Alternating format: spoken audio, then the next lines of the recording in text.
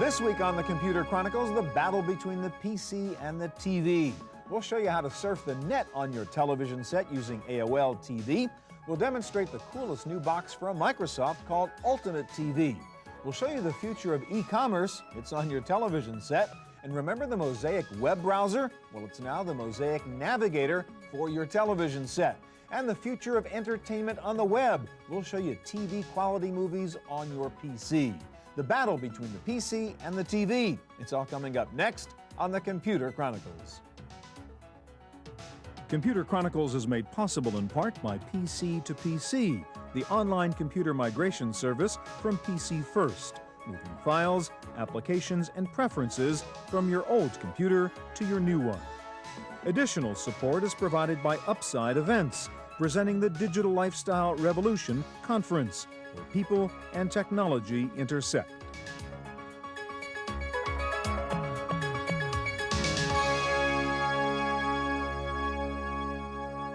Hi, and welcome to the Computer Chronicles. I'm Stewart Cheifet. For years, amidst all the talk of PC-TV convergence, there has been a debate over which platform would become the dominant one for consumer access to information, entertainment, and shopping. Would it be the PC or would it be the television set? Well, there is a lot of evidence out there that the TV set is gaining ground right now. Today, we want to show you new ways that you can use your television set to do things you used to do on your computer. And here to get us started is Charlie Tritchler of Liberate Technologies. Hi, Charlie. Hi, Stuart. Now, a lot of people may not have heard of Liberate, but you guys make the software that goes inside this box, which is the AOL TV box. So if you're watching AOL TV or using AOL TV, it's really Liberate stuff under the hood, right? Exactly. Now, what does that mean to do AOL TV? I know AOL when I log on my computer and I do that. Why would I want to do AOL on my television set? What AOL has done is brought a lot of the services from AOL on the PC side over to the television, but formatted it appropriate for the TV. Such as? Things like Instant Messenger, for instance. Here's an example of Instant Messenger where I can click down into my Instant Messenger interface, and it uses the same buddy list, the same things that I'm used to using on my PC, I can now use on the television as well. So if I wanted to start a chat with Matt, for instance, I can just start one up and say, hey there.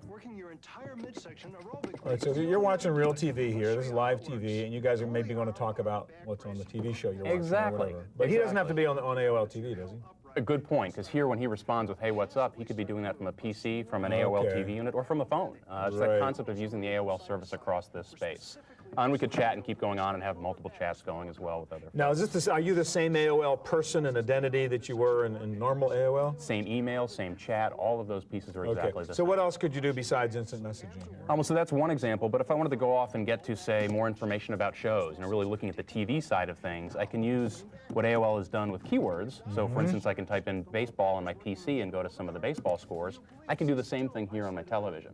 So typing in baseball, I go off to a channel that AOL has created where I still get my TV signal, but I also get all the content from their creative side. Okay, so you're really doing two things at once now. You're watching TV, only you've shoved it up in the corner, and you're doing some other work which you might have done on your computer before. And this is all coming from the internet. So the look and feel and all the information, all the stories that you'd see on your PC, you get the same. But it's obviously reformatted because you're on a TV and the text is not as dense and so on. Exactly. Thinking about it's a TV viewer, not a PC user right. in this case. All right, so what else could you do besides, check sports scores or whatever in terms of using the internet capability? For instance, one of the things that they can do is the concept of, well, what's on television? Get that data from the internet. So by clicking, I can go to what's called an electronic program guide, which shows me all of the different shows that are on.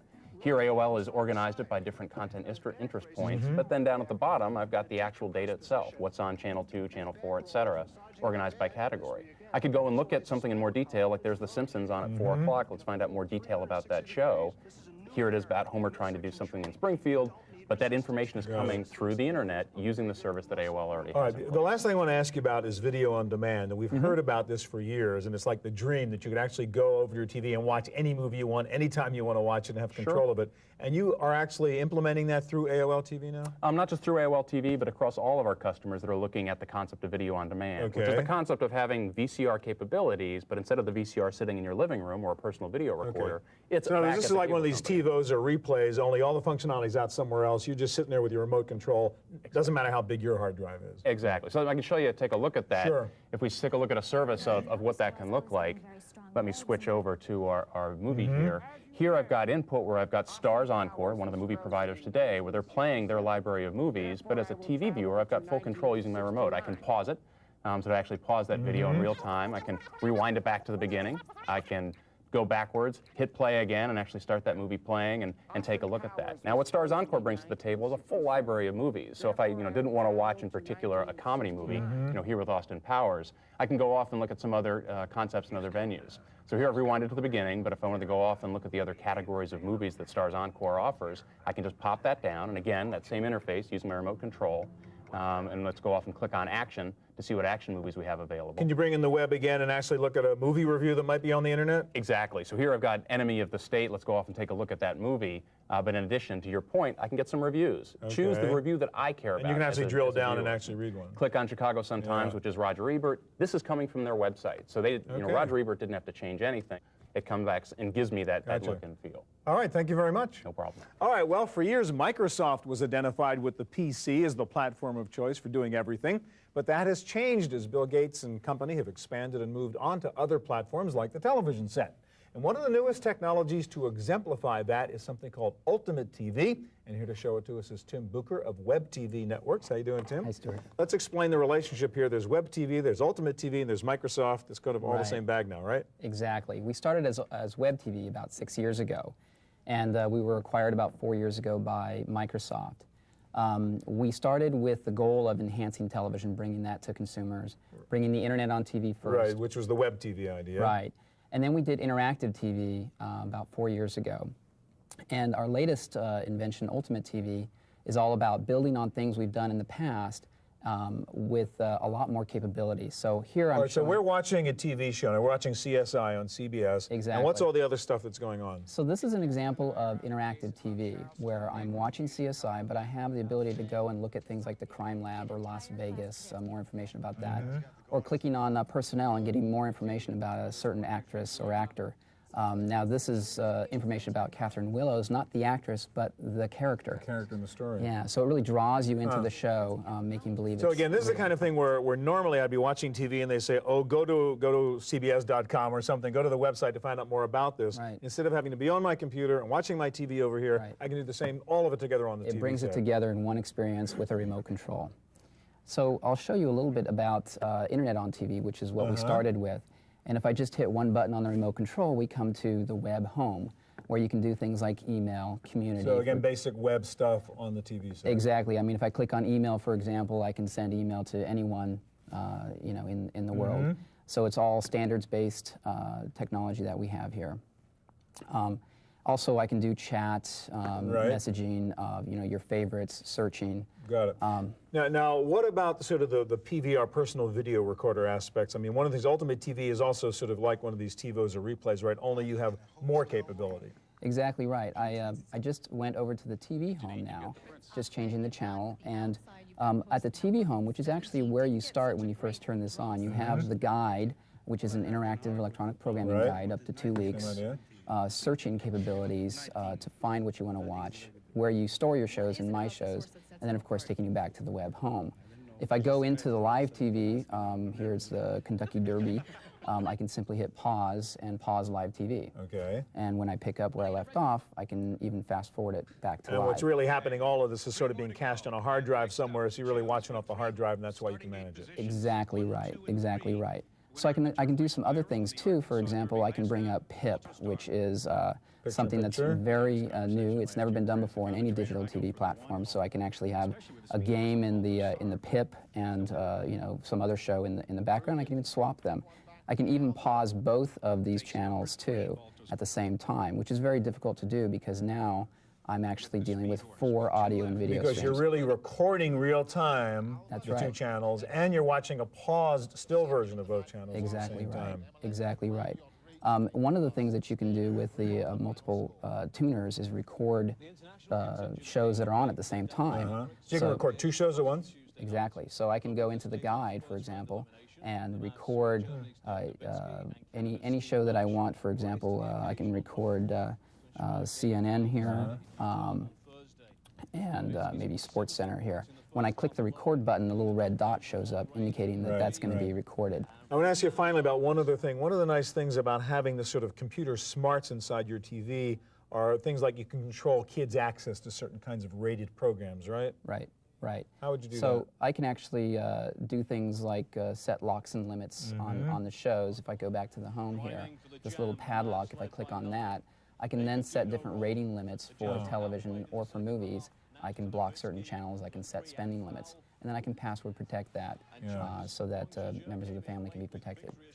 Let me ask you, we just saw AOL TV, we're looking at Ultimate TV. Are they sort of the same idea? I mean, you guys head-to-head on what you're doing? Well, we've done interactive TV for several years, and we feel with Ultimate TV we've actually taken it to the next level, bringing together all of the previous work, similar internet kinds of things, messaging kinds of things, interactive TV, but on top of that, the multiple tuner recording capability. And you pay for the box and you pay for the service. Right. Okay, thanks a lot, Tim. Thanks, Stewart. All right, coming up next, T-Commerce, turning your television set into a shopping mall. Don't go away, we'll be right back.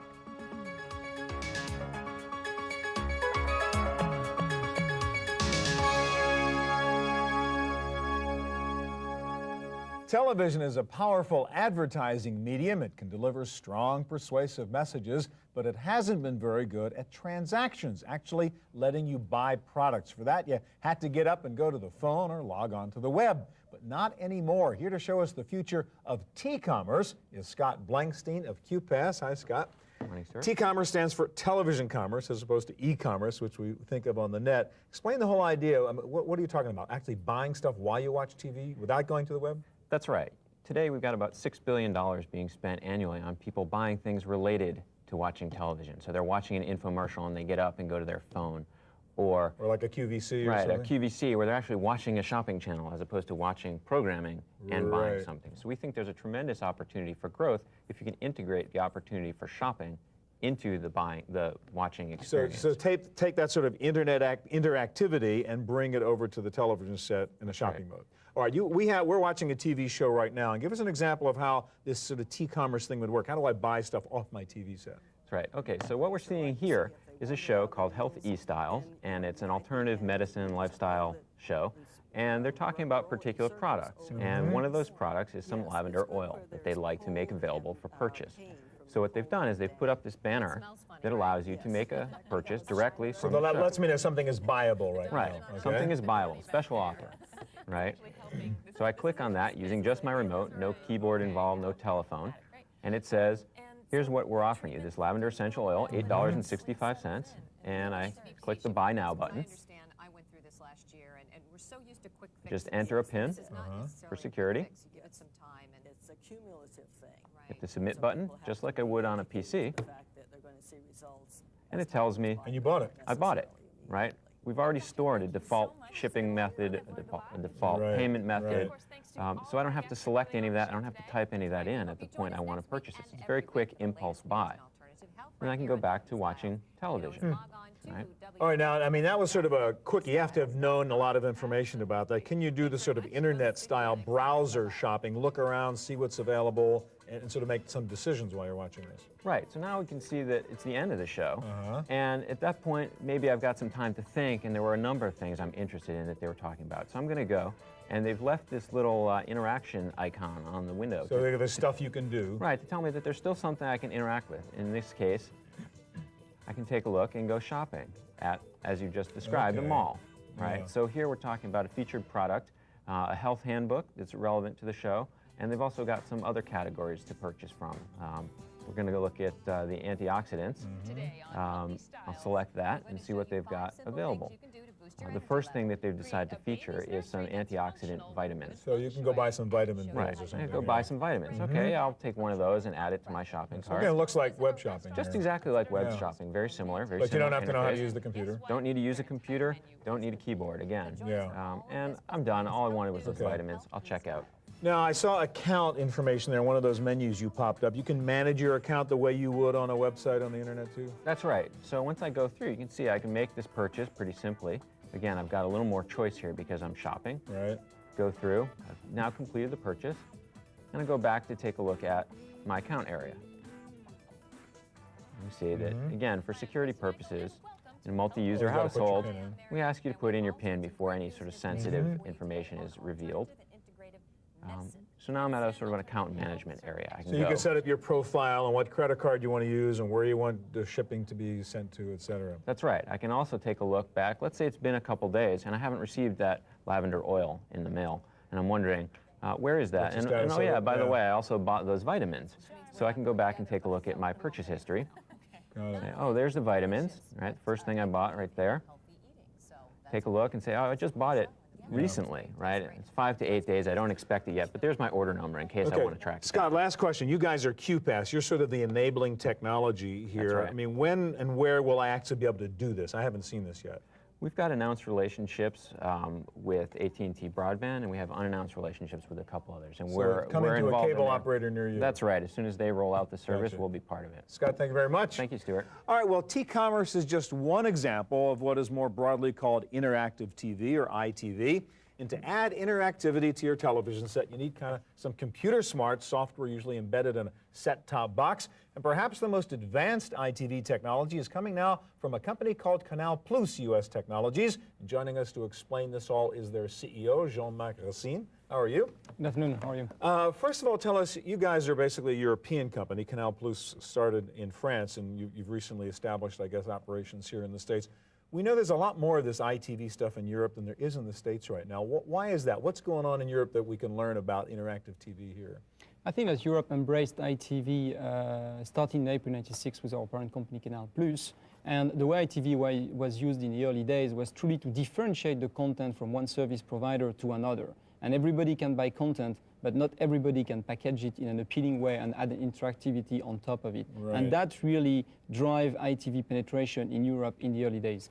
Okay. Now, how do you guys define ITV? I mean, what are we looking at right here? How are you adding internet-style interactivity to the television experience? We believe that ITV is not only about putting internet content on the television set. Looking at that splash screen as an example, you've got here 12 video channels, and by moving the cursor using the remote control, I can just pick up the sound of the selected channel, as you can see. So, this is like browsing, but browsing television stations instead of websites. Correct. This is just going through the video offering of a specific network operator. And now, should you want to go and watch a specific channel, here a sports channel, you're just one click away from going and switching to that specific channel. Okay. Showing here is actually an interesting version of a soccer game where on the bottom left you can see an icon saying that that specific broadcast is interactive. Okay. One click away again, and I can, for example, look at some player information of that specific game. Or I can say, well, what is the score? I'm just joining that specific game. Even better, and talking about embedding and mixing interactivity together with content, which the result is enhancing the entertainment experience, I can now go to the camera selection. And I'm watching the main camera, but I can decide to go and to watch camera number 1. We've all heard about this for a long time. You can actually do it now. It's being done on millions of boxes today, and it's coming, I believe, to the US as well. Another application is really quite often sports broadcasting are showed multiple games at the same time on the same evening. Right. And you're watching several games are on at the same time. You can only watch one at a time. Correct. However, you're watching your favorite team, but you want to know what's going on in the championship. And here we've got an application that we call Zap Foot, where you're watching your favorite team, and all of a sudden you're going to have an icon here on the top right corner saying, hey, there's something happening on the other game.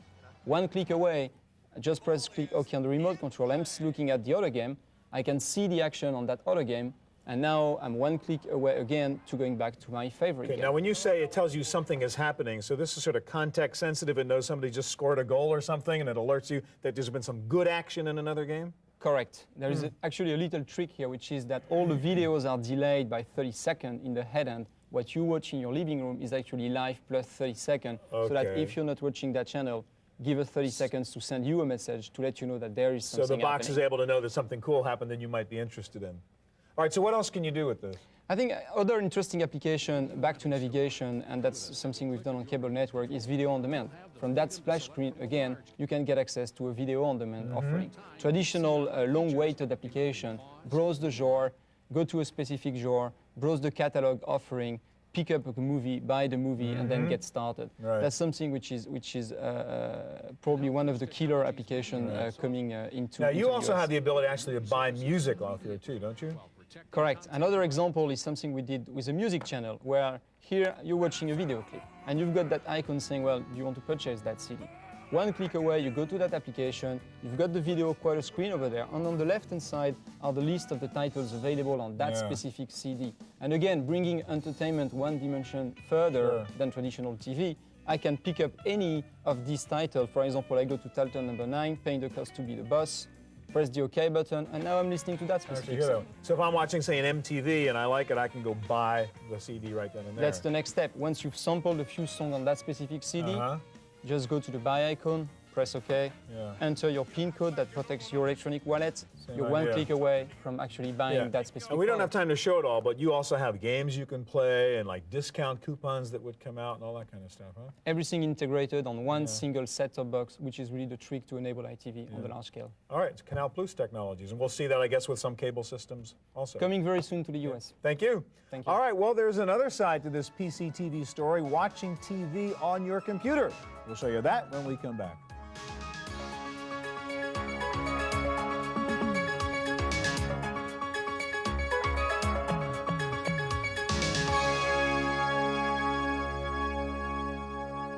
While a lot of internet functionality is moving to the television set, an equally big change is television-style entertainment moving to the internet and your PC. Here to show us that side of the equation is Jeff Huppertz of Clearband. How you doing, Jeff?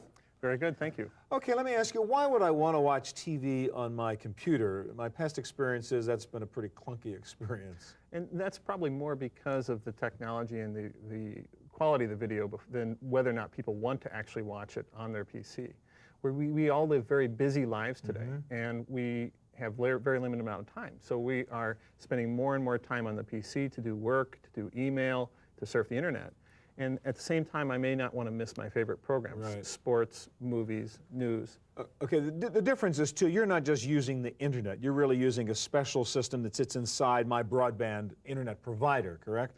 That's right. Our system is delivered by a cable operator or a DSL operator as a service. Okay. And there's no new hardware or software needed to be installed by the And again, this subscriber. is not like going out and buying a TV card and sticking it in a slot. This is not what you're doing. Exactly right. This is extremely easy for the subscriber to do. They simply go to the correct website that's provided by their internet or their broadband service provider, such as the cable or DSL operator, and they simply point to the channel that they're interested in watching. Let's say I want to watch my favorite program, Survivor. Once I click on that, just in a few moments, I'm able to watch live my favorite programming. All right, so this is TV being sent through my broadband internet provider. Exactly right. And the subscriber has full control over the window. They can shrink it down or enlarge it to whatever size they want. Now, given this is all digital, can I watch 2 channels or 3 channels at the same time? Yes, you can, absolutely. So the subscriber can simply click on another channel that they're interested in. Let's say they are interested in watching the news and what's going on financially right now. So they click on CNBC, and now I can watch CNBC live. Right. If I wanted to bring up even another channel, for example, and watch 3 channels simultaneously, I could click on, let's say my football game is going on right now. So I could do that now. Wow. Or in this case, actually, it looks like there's Whatever it is. racing going on right now. And if I want to focus on a particular program, I can make that full screen and have a TV experience. And also, I mean, this is inside the computer, so you could be working, theoretically, doing your email, doing your spreadsheet or whatever at the same time. Exactly right. So if I'm a financial analyst, let's say, I could bring up my spreadsheet here.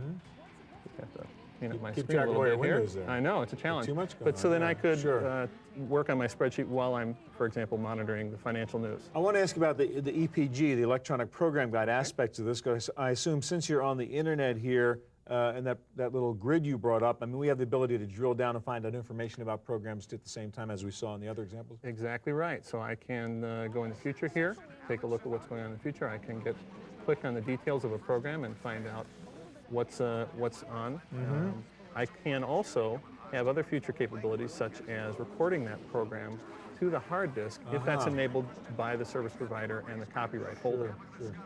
Now, once again, let me ask you, this is all cool stuff, but I don't see it anywhere. I mean, where will this be available, and when will it be available? It's being trialed right now by several leading cable operators, including Comcast, for example, in the Philadelphia area. And again, the advantage is that I can work and do all this other stuff at the same time. The theory is I'm at my computer doing stuff, and I want the TV functionality brought in there. Exactly right. It lets you do what you want on the screen where you want. Yeah. So this is interactive TV. Instead of bringing the interactivity to the TV, you're bringing the TV to the computer environment. Exactly, and it really shouldn't matter for the individual homeowner. Okay, thanks a lot, Jeff. You're very welcome. All right, that's it for our look at the PC-TV battle. I'll be back in just a moment with my pick of the week. Don't go away.